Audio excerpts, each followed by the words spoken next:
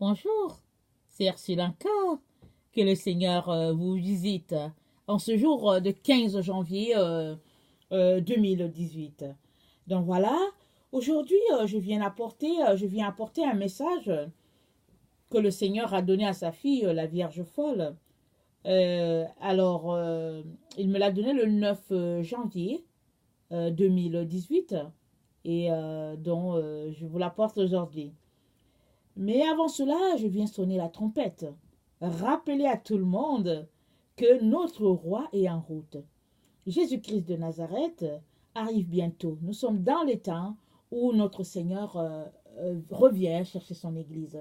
Alors, si tu ne le sais pas, je te l'annonce et je te dis, il est temps que tu mettes ta maison en ordre si tu ne l'as pas encore fait. Donc voilà. Alors, comme j'aime bien mettre les gens en contexte quand je donne les messages du Seigneur. Alors, c'était le 9 janvier 2018 que le Seigneur m'a demandé ce jour-là si je pouvais venir dans sa présence, il avait quelque chose à me dire. Et puis bon, ça a donné que c'était aussi le jour où les enfants reprenaient le chemin de l'école pour la session d'hiver. Et ça n'a pas été facile. J'ai fait tout ce que je pouvais faire pour venir et puis je n'ai pas eu le temps. Le temps qui me restait était très peu pour que je vienne dans la présence du Seigneur et après que je fasse ce qu'il y avait à faire. Alors finalement, j'ai reporté ce temps-là plus tard dans la soirée et j'ai choisi d'aller faire l'épicerie parce qu'il manquait plein de choses à la maison. Alors comme ça, je me suis dit, bon, je vais préparer et puis je vais laisser les enfants prêts et là, je pourrais prendre le temps avec le Seigneur. Mais ce n'était pas le plan du Seigneur. Le Seigneur avait quelque chose à dire et il l'a dit. Alléluia. Parce qu'au fait, avec le Seigneur, les moments sont très importants. La Bible dit qu'il y a un temps pour toutes choses. Et nous devons comprendre que quand Dieu te dit qu'il est temps de faire ceci, c'est parce que c'est très important dans le monde spirituel. Toi, tu peux peut-être penser que bon, c'est pas grave, que ce soit à 15 heures ou bien à 18 heures, c'est la même chose. Mais pour le Seigneur, c'est pas la même chose. Alors ce jour-là, le Seigneur m'a fait grâce. Alors que je partais à l'épicerie et le Seigneur est venu, euh, il a commencé à me parler. J'étais dans la voiture et puis il a commencé à me parler. Et là, bon, je ne pouvais pas arrêter et bon, c'est ça. Et j'ai reçu le message. Je suis allée, j'ai fait les rayons, les différents rayons et c'était là. Alors, j'ai fini, je suis rentrée à la maison et j'ai pris mon cahier et puis mon stylo et j'ai mis le message en ligne. J'ai mis le message, pardon, sur feuille. Et bon, je pense qu'une ou deux fois, j'ai pris le message pour prier là-dessus. Parce que bon, je prends souvent ce temps-là. Et après, bon, voilà, je suis passée à autre chose. Alors hier, le 14 janvier, alors que j'étais à l'église, le Seigneur m'a demandé de mettre en ligne le message qu'il m'avait donné sur les Vierges folles. Alors c'est comme ça que je viens aujourd'hui, en ce jour de 15 janvier, te le donner. Parce que bon, c'est un peu ça, c'est ce que j'ai pu dégager comme temps. Alors, message reçu le 9 janvier 2018 à 15h30, autour de 15h30 s'il vous plaît, à ma fille, la Vierge folle. Ma fille, es-tu assise là à ne rien faire? Es-tu toujours en train de travailler à ce qui ne nourrit pas?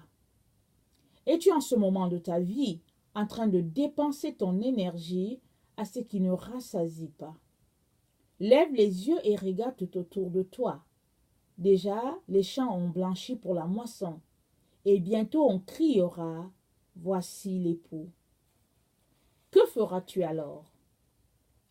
Regarde aller ta sœur, la Vierge sage, et apprends d'elle.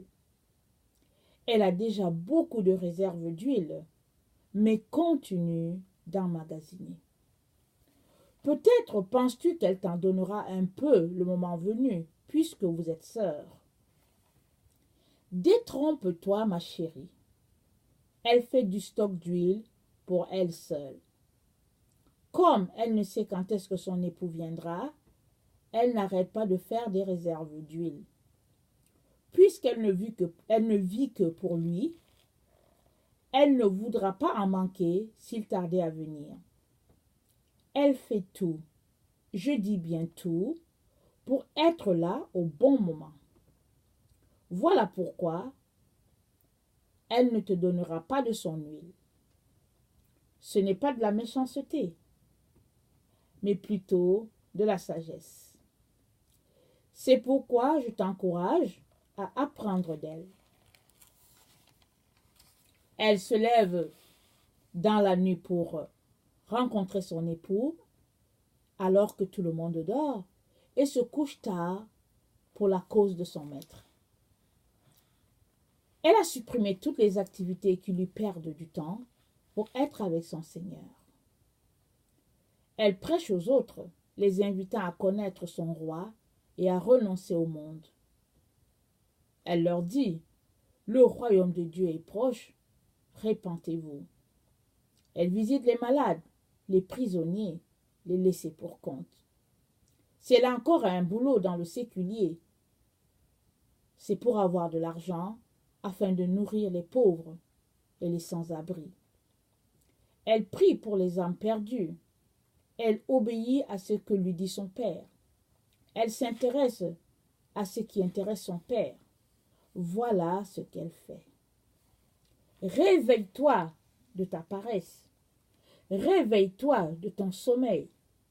Sors de tes illusions et de ta fierté, ma fille, la Vierge folle, et décide de devenir sage, afin de ne pas être surprise désagréablement, car bientôt les portes se fermeront. Et toi qui attends de moi des bisous avant de devenir une vierge, lis encore les Écritures, et tu y apprendras que je donne des bisous, mais je reprends aussi. Le temps n'est donc pas aux bisous, mais aux préparatifs, qui sont déjà très avancés, au cas où tu l'ignores. Quand te lèveras-tu enfin pour mettre ta maison en ordre?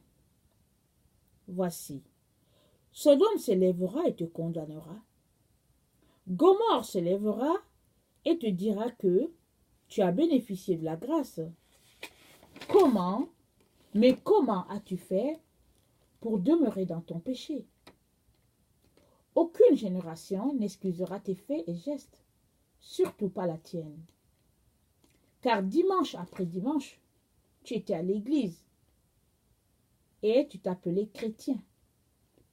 Comment as-tu donc fait pour négliger un si grand salut? Et moi, ton Seigneur, je te dirai en ce jour, tu as énuméré mes lois, mon alliance était dans ta bouche, mais dans ton cœur, mon alliance était dans ta bouche, mais ton cœur n'était pas attaché à moi. Ainsi, tu as détesté ma correction et rejeté mes paroles loin de toi. Alors, moi aussi, je te rejette. Et ta part sera dehors avec les chiens et les enchanteurs. C'est là qu'il y aura les pleurs et les grincements de dents. Parole du Seigneur. Donc voilà, je prie que le Seigneur nous donne à chacun de pouvoir voir qu'est-ce qu'il est appelé à améliorer dans sa vie pour pouvoir mettre les choses en règle, en ordre avec le Seigneur. Parce que ce n'est pas un jeu. Le Seigneur arrive. Il y a beaucoup qui l'entendent d'une oreille, et puis ça va de l'autre, et puis ça sort, et puis c'est fini.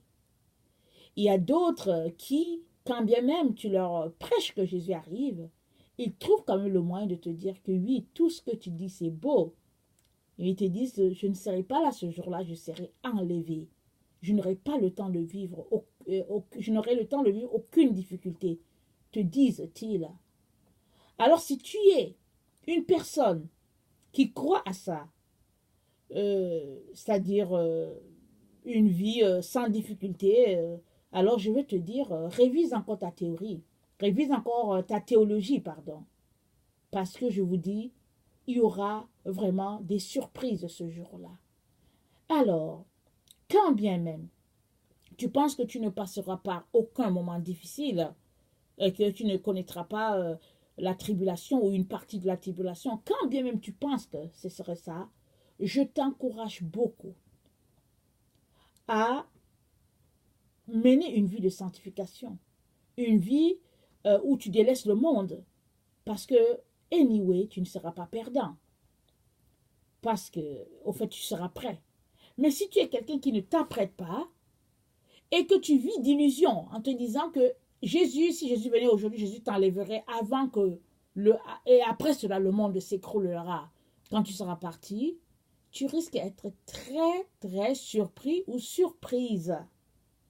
Je te conseille beaucoup, beaucoup de décider de faire le ménage.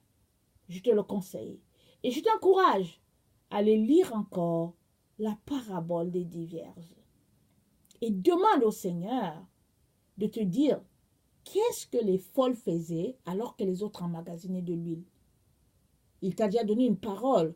Mais qu'est-ce que concrètement à ton niveau, qu'est-ce que toi tu serais en train de faire et qui fait que peut-être tu es qualifié de folle? Demande-le au Seigneur. Comme il est ton Père et qu'il t'aime, il ne manquera pas de mettre le doigt sur ce qui ne va pas. Et s'il le fait, c'est par amour pour toi, parce qu'il nous aime tellement qu'il veut toujours être avec nous. Donc voilà, que le Seigneur vous bénisse, qu'il vous fortifie. Et je nous rappelle que notre Seigneur arrive, et c'est pour bientôt. Dans combien de temps, on ne sait pas, le Seigneur le sait. Et il n'y a pas de salut en dehors de Jésus-Christ. Il ne faut pas se leurrer. Il n'y a personne d'autre qui peut sauver, à part Jésus-Christ de Nazareth. Le Fils de Dieu, celui-là qui était Dieu, d'abord, avant de devenir homme. Et il est mort au milieu de nous comme un homme, et il est retourné à son Père. Alors, il n'y a que Dieu qui pouvait nous sauver, et il nous a sauvés à travers son Fils Jésus, qui lui-même est Dieu aussi. Alors vraiment, venons devant le Seigneur, et que le Seigneur nous aide à aller de l'avant. Le Seigneur vous aime, moi aussi, et que sa grâce demeure sur vous. Merci beaucoup.